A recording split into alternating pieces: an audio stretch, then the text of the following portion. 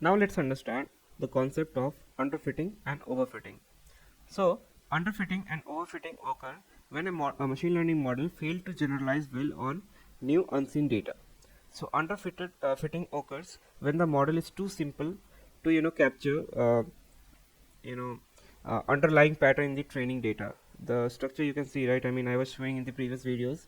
So I mean, this lead to poor performance on both the training and test data. For example, consider a linear regression model that is fit on non-linear data set, and the model may not be able to capture linear relationship between the input feature and the target variable, which will lead to underfitting, and the structure will look like this. So you can see, right? I mean, the data is mixed up of orange and blue labels, and this is the simplest line where model is not able to generalize a relationship, and this is how the plot will look like, the fitted line will look like if it is underfitted. Now comes the overfitting. So overfitting occurs when the model is too complex. Okay, models too complex and capture noise and random variation in the training data. This lead to good performance on the training data but poor performance on test data. For example, consider a decision tree, a model that is fit on dataset with many irrelevant feature. The model may overfit by creating many split based on noise or random variation in the data that will lead to poor generalization on new data. Now, to avoid underfitting, one can use more complex model, then use more relevant feature or increase the amount of training data. To avoid overfitting, one can also use simpler model, use fewer feature or regularize the model.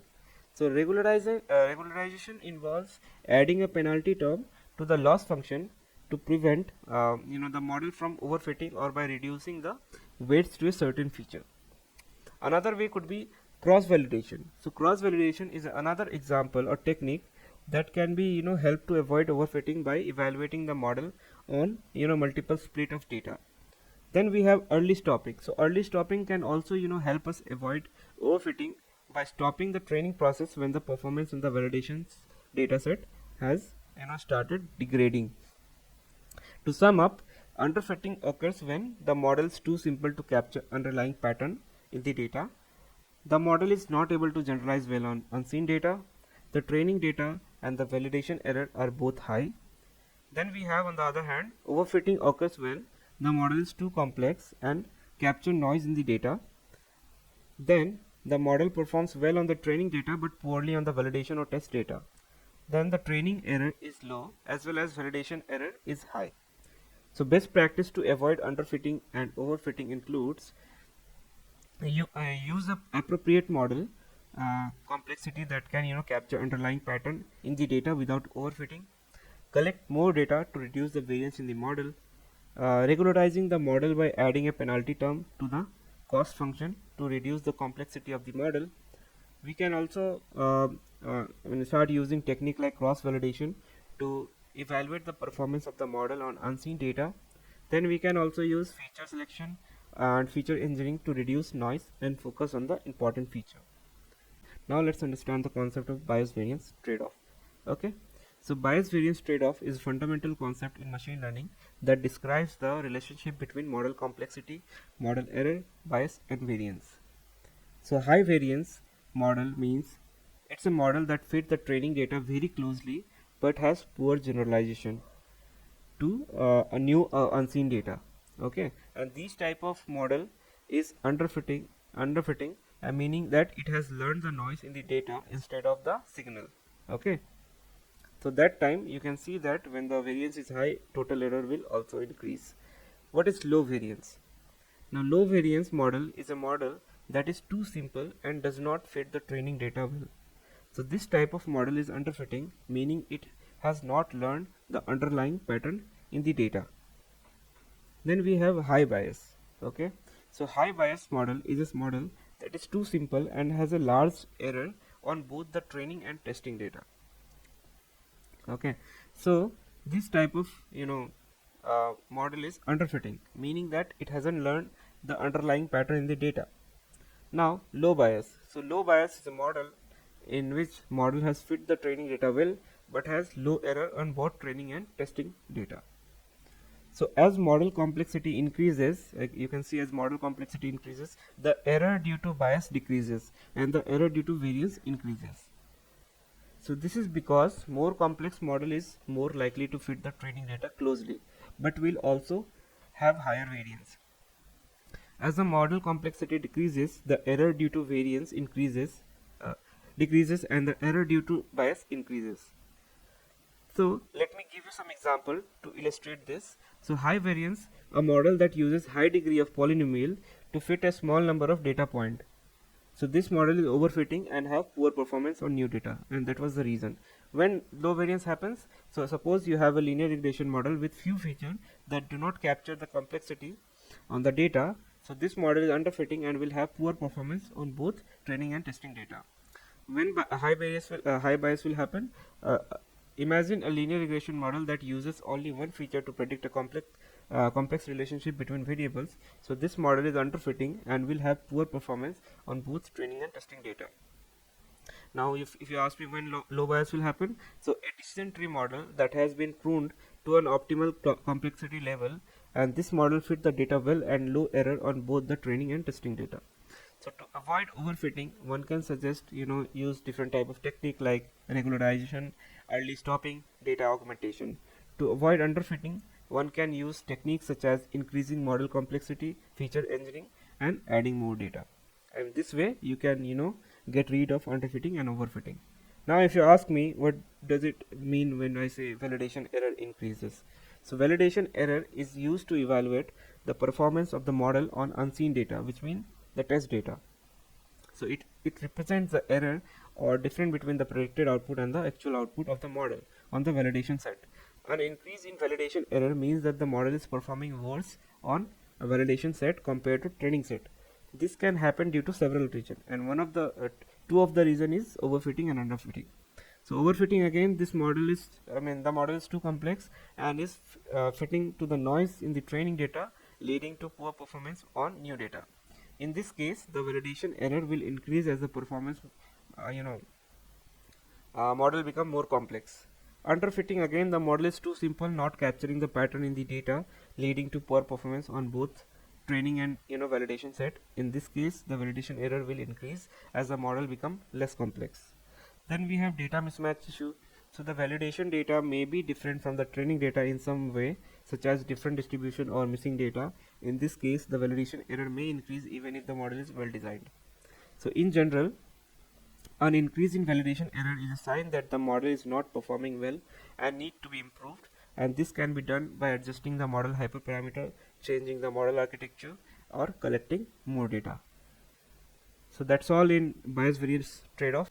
So in this video, I will demonstrate underfitting and overfitting using scikit-learn dataset, and we will use simple model like polynomial regression, and will vary the polynomial degree, and you will observe that underfitting with a low degree polynomial, overfitting with high degree polynomial, and a good fit with a moderate degree polynomial. So what we will do first, we will generate the data, we will split then fit the model and then evaluate, and we will plot the result that will show the model performance. Okay, so let's import all the libraries.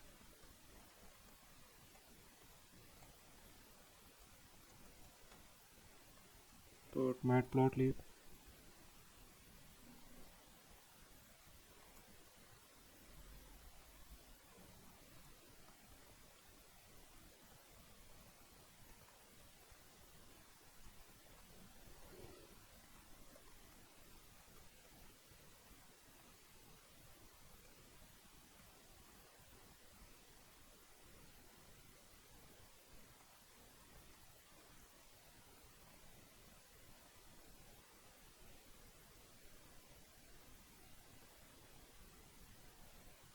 linear regression, and then again we need to import polynomial regression.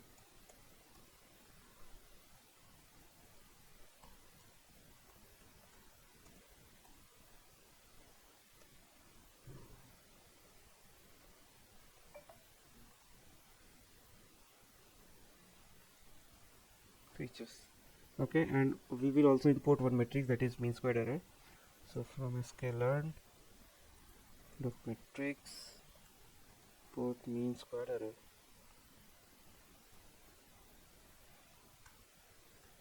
Okay, so let's run it. The very first thing that we will do, will generate the synthetic data. Okay,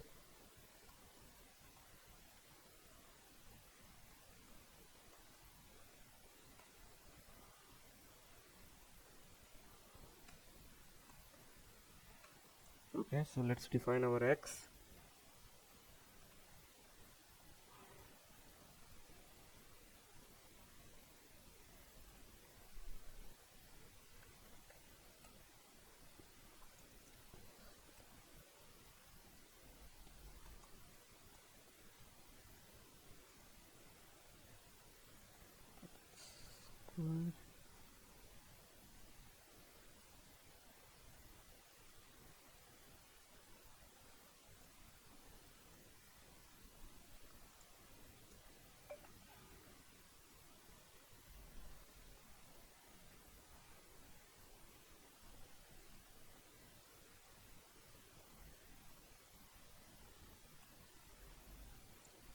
To explain you this code, what actually happening here is, so x represents the independent variable. uh, so in the context, it's a one dimensional, vector of shape 100 comma 1. So each element of x is a random value between 0 and 10, which is generated using np.random. So these represent the input data point, or you can say observation, as well as y represents a dependent variable, or you can say target variable. It is also a one dimensional vector, and it is calculated on, mathematical function, and it is so it's a polynomial function of x, which include linear, quadratic and cubic terms, with the added, random noise for realism. So first term x represents the linear relationship. Then second term, which is 2 into x square, represents the quadratic relationship, and the third term, which is 5 into x cube, represents the cubic relationship with x. So hope this is clear. It was needed for, showing the linear relationship. Now let's split the data. Okay, let's train, let's test, y train and y test. Go to train to split x comma y, test size and random state. Okay, now we need to initialize two lists to basically store training and testing error.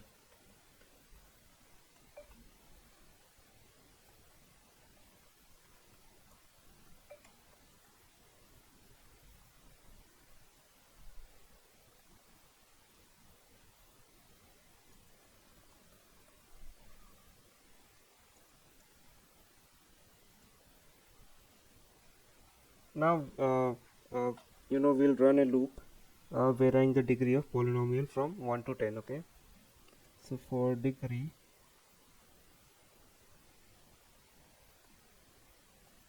in range of 1 comma 11, so we'll fit polynomial regression model. Okay, so poly equal to polynomial feature, and we'll pass the degree to be degree. Okay, then x poly train equal to poly dot fit transform x train, and then poly test poly dot transform x test. Now model equal to linear regression, then model dot fit our x polytrain and y train. Okay, now we will evaluate the model. Okay,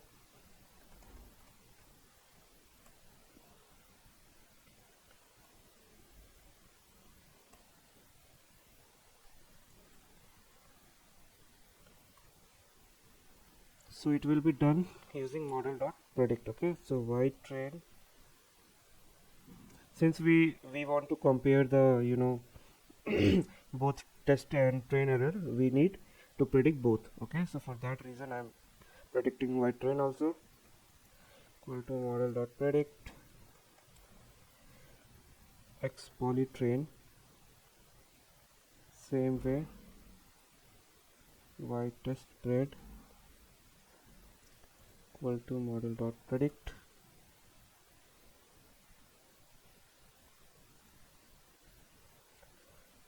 x poly test. Okay, now we will append the results. Okay,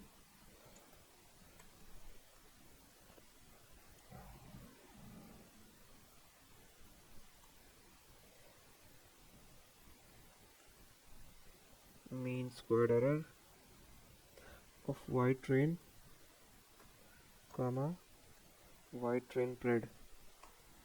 Okay, same way for testing also.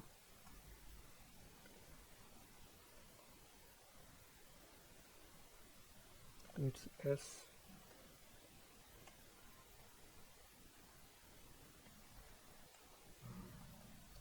y test and y test pred. So now let's run it. Now what we will do, we'll plot the result and we will understand what is happening. So plt dot figure fixed size equal to 10.5. So we'll create two subplots. Okay, so on one we will be showing model complexity versus error and then polynomial regression fit. Okay, in the second one, so plt dot subplots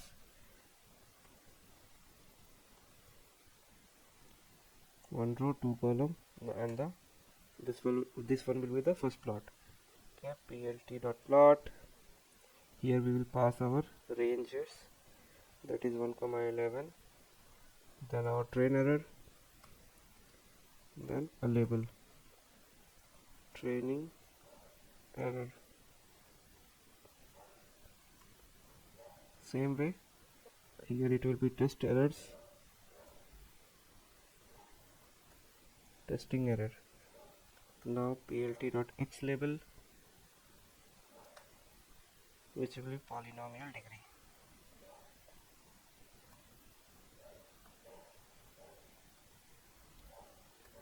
Plt dot y label, mean squared error, and plt dot title should be model complexity versus error, then plt dot legend. Okay, now the second subplot, so just copy this line and change the first plot to second plot. Okay, now it will be scatter plot, plt dot scatter over x comma y and label should be data. Now let's define the x range equal to np dot linspace, so 0 comma 10 comma 100 dot reshape this 1 comma 1. Okay, now for degree in 1 2 3 10,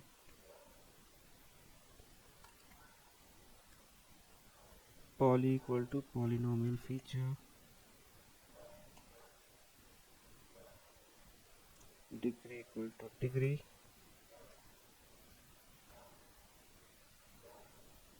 poly equal to poly dot fit transform, and here we will pass our x range, model equal to linear regression, model dot fit poly dot transform